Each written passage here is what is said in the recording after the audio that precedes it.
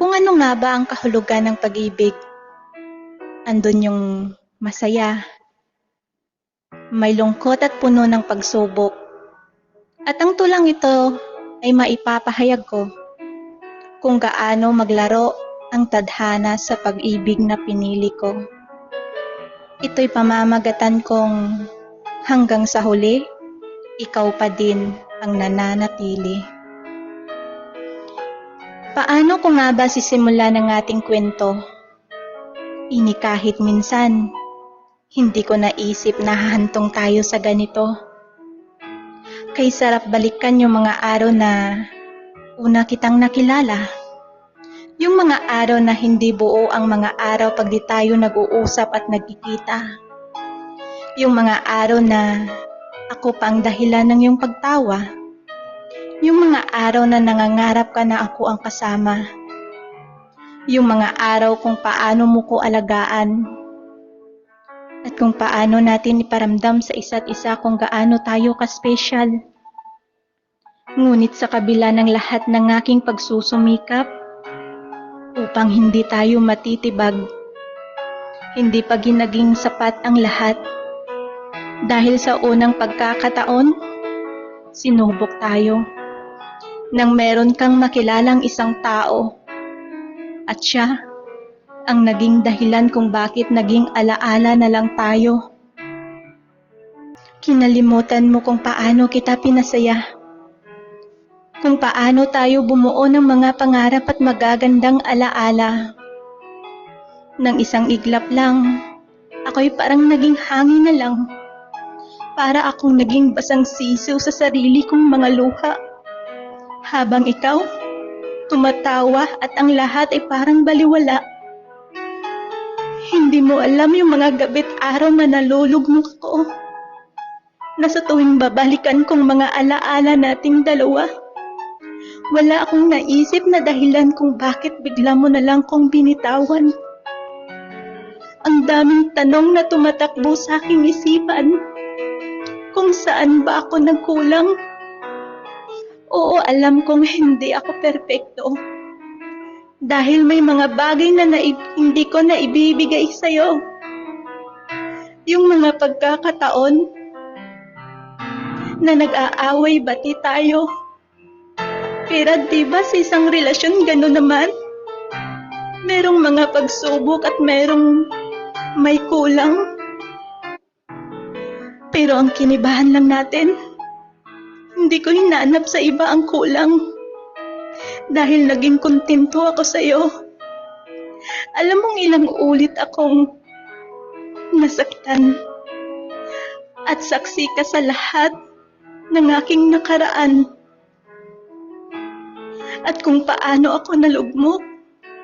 Pero ang lahat ay naulit lang. Hindi ko alam kung bakit ako ang pinakapaboritong paglaruan. Gayong tapat naman ako kung magmahal.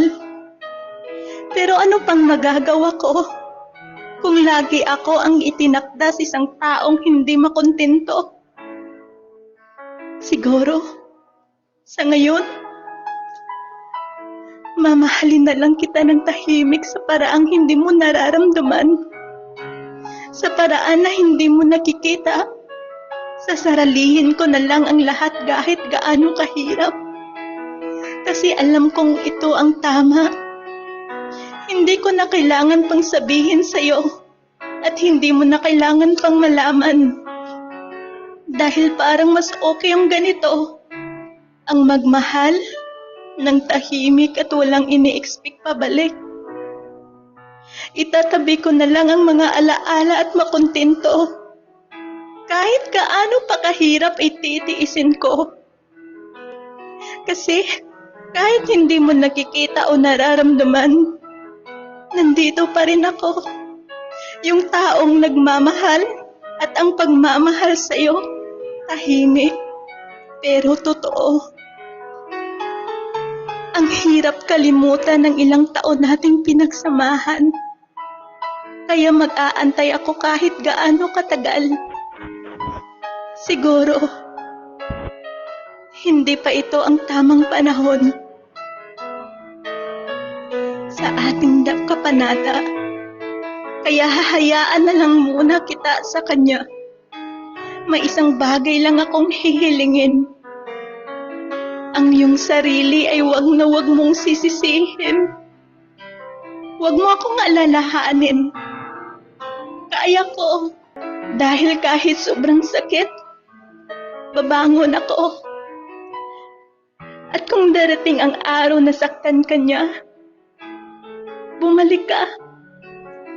Dahil ang puso ko, sa'yo hindi ko isasara. Asahan mong may babalikan ka. Dahil wala naman akong ibang gusto, kundi ang makasama ka hanggang dulo. Mahal na mahal kita. Kaya sa ngayon, ubaya na lang muna kita. Sa paglipas ng mga panahon, ay unti-unti akong nakabangon. Ngunit mapaglaro ang tadhana nang muli tayong nagkita. Hindi ko maipapahayag ang nararamdaman. Hindi ko masasabing ika'y nakalimutan. Dahil kahit ilang taon ang lumipas, ang pagmamahal ko sa'yo'y wala pa ring kupas. Ikaw pa rin ang aking hinahanap-hanap. Ang saya ko, kasi muli tayong pinagtagpo at nabuo. At pinapangako ko na sa pangalawang pahina ng ating kapanata, iingatan kita. Lahat ibibigay sa'yo. Hindi ko sasayangin ang pangalawang pagkakataon na naging akin ka. Alam kong hindi magiging madali, pero asahan mong lagi akong mananatili. Ipaglalaban kita kahit sino. Hindi ko nahahayaan na mawawala ka pa. Dahil baka hindi ko na yun makakaya pa. Ang dami kong natutunan at na-realize sa panahong wala akong balita sa'yo. Ang daming what if na tumatakbo sa isip ko. What if kung pinaglaban kita? What if kung di kita pinaubaya? Pero sa ngayon hindi na yun ang mahalaga. Dahil ngayon, muli ikaw ay akin na. At asahan mong wala nang hahadlang pa. Dahil kahit sirain man tayo ng ibang tao, marami man silang mga salitang masasakit na ibato. Sana sa akin ka maniwala. Dahil hindi sila ang magdidikta kung hanggang saan ang ating pagmamahalan sa isa't isa. Oo, alam kong darating ang araw na susubukin ulit tayo. Pero handa akong harapin ang lahat ng ito. Samahan mo lang ako. Sabay nating ipakita sa kanila na mali ang kanilang akala. Ang hirap mang paniwalaan. Pero simula nung pinanindigan kong mahal kita, nangako ako sa sarili ko na hindi na ako magmamahal pa ng iba. Tadhana nang gumawa ng paraan na muli tayong nagtagpo. Kaya sisiguruhin kong ikaw na hanggang sa dulo, mahal ko. Sasabihin man ng iba na ako'y isang tanga. Pero ang masasabi ko, totoo ang pagmamahal ko. Kaya paulit-ulit man akong mabibigo, ikaw at ikaw pa rin ang pipiliin ko. Ang nag-iisang babaeng minahal ko ng todo. Thank you. Ayan, maraming salamat sa iyo, Miss Tarantado, ha. Tarantado